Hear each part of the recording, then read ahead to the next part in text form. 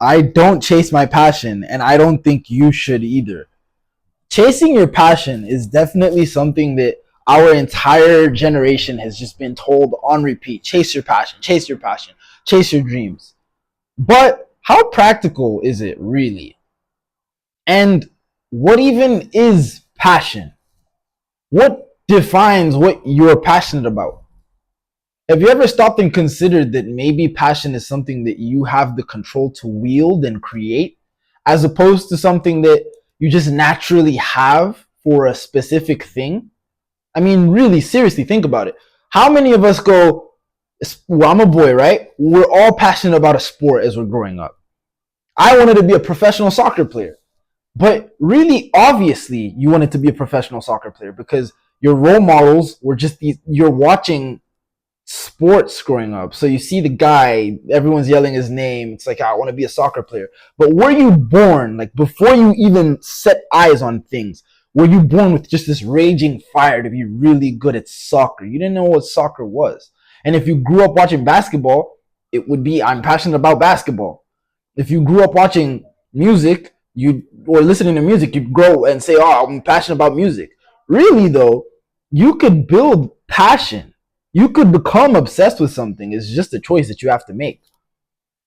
And to take it a step further, you will probably become passionate about whatever takes care of your family and your loved ones. If your mom's medical bills are being paid for and you're managing to take care of your parents in their retirement, and maybe you even get to retire them early, you're able to take care of your wife and kids. You can go on vacation. You get to fly private. You get to not worry about money, but you own a trash business. I promise you, you'll become passionate about waste management. You'll get to knowing, oh, like there's this new innovation in the industry, or there's this company, this competitor. Like you will become obsessed with whatever it is that takes care of your people, because your passion can change. It will change over time. I was obsessed with soccer once, and now I'm not. And some of the things that I could tell to younger people that are maybe going through these same feelings and these same transitions is, A, don't feel guilty about outgrowing a passion of your youth. It's normal and it's okay. We all wanted to be Cristiano Ronaldo growing up. And maybe some of you guys are still in that. You're still in the chase. You're still very much like, I want to be a pro soccer player. That's fine. I would just say, I need you to seriously take a step back and look at A, how are you living your life? B, what is the feedback that life is giving you? How are you living your life? All of us say, I'm passionate about football. I want to be a professional footballer. Okay, if you party, you're not that passionate. If you stay up late and you have a bad diet, you're not that passionate. If you're not practicing at least like 6 times a week, I'm talking hours daily, you're not that passionate. If you're not reaching out to coaches and doing your research and trying to find out like, how can I for sure 100% guarantee that I become pro, you're not that passionate. If you're drinking alcohol, if you're doing drugs, you're not that passionate. Like, it's just because you're lazy and you don't want to think about what your career is going to have to be or what you want your career to be. You're just, it's something that you've been telling yourself for your whole boyhood. And so now you're not ready for the next step, which is, okay, I'm a man now. Obviously, I'm not playing at Manchester United. I'm 21 years old and I'm still not pro. And it's starting to get scary, but I don't want to think about this. I'm a pro footballer. That's what I want to do. No, confront reality, face reality. That takes me into the second part, which is, what's the feedback from the world? If you're saying I want to go pro and you're actually living in accordance with it, so you've beat part one, which is you're doing the things in your life that prove to you that you actually want this thing that badly. Okay, good, nice. Part two is, what is the world saying back to you?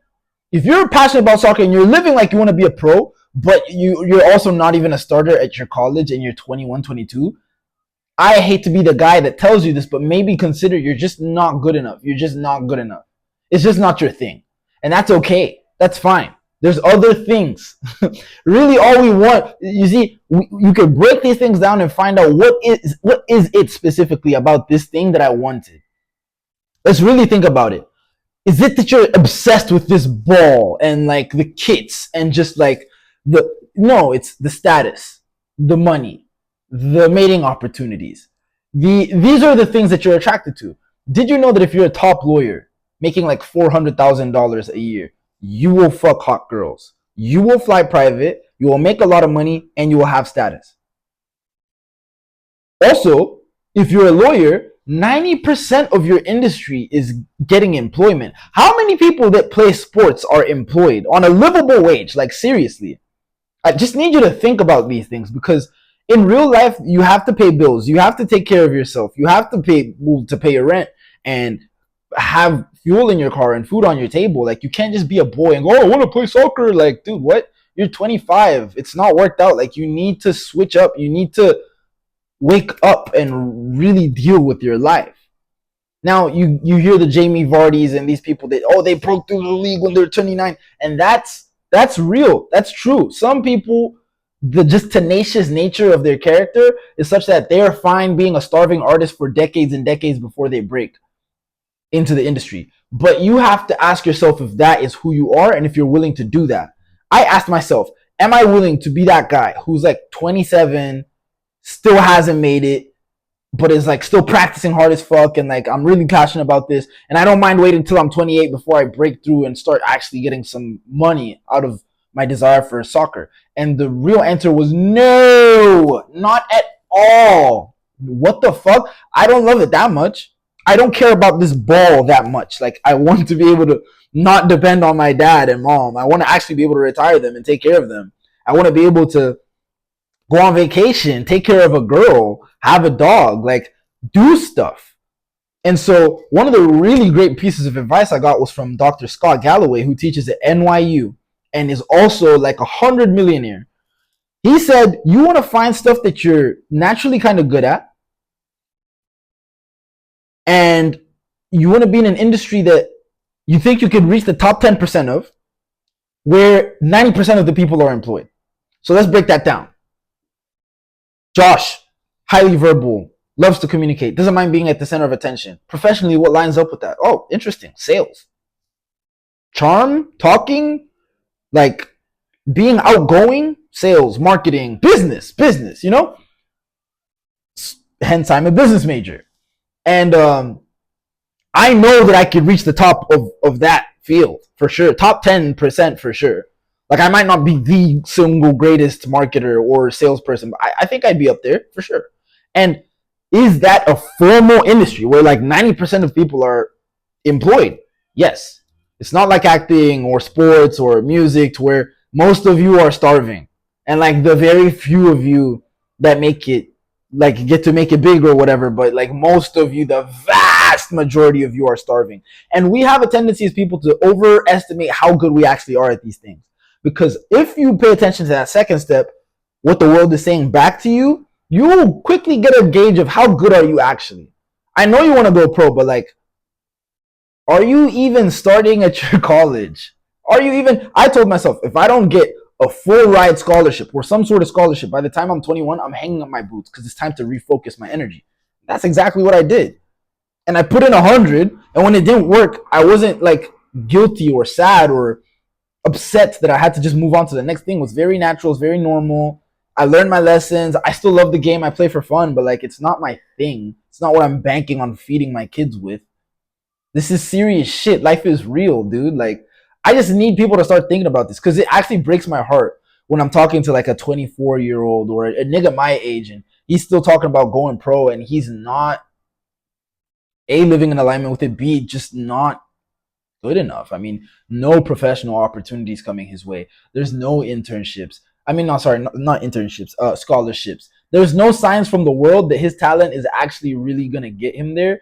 And he's still caught up in this idea that he's passionate about this sport, and so he has to do it. It's like, no, bro. You could just take that energy and put it somewhere else. Like, you will have to grieve the sport for some time, but I promise you'll be fine. Just re-aim, and you'll find something new, and you'll become passionate about that. Really, you just want to take care of your peoples. Really, you just want to put food on the table. You feel me? Really, that's what it is. So I'm not the biggest proponent of this whole chase your passion thing, because really, like, some of these things should be hobbies. This YouTube is a hobby. Like, yeah, I'm banking on this shit blowing up and eventually being able to switch over to this just full time. That would be nice. But I could not be successful on YouTube ever I'm still gonna get my MBA and make fucking tons of money, bro. You know, this is not plan A. Like, I'm not a starving artist at all. I just